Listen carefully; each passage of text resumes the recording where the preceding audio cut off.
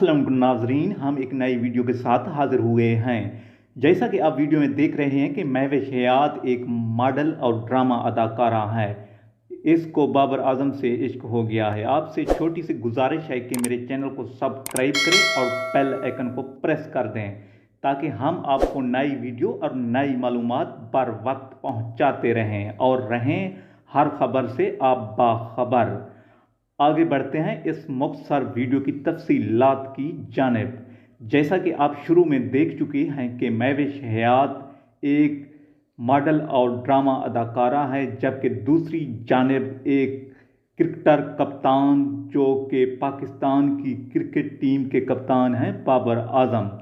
इससे महविश हयात को प्यार हो गया है। वो कहती हैं कि ये मेरी जान है और मैं इसकी दीवानी हो चुकी हूँ और इसने अपने पैगामात भी भिजवा दिए हैं। आया देखते हैं कि बाबर आजम इनके पैगामात या दोस्ती की कहानी को आगे भी बढ़ाते हैं या इधर ही ख़त्म कर देते हैं। अब महविश हयात को इसकी जवाब की तलाश कर रही हैं कि ये क्या रिस्पांस देते हैं।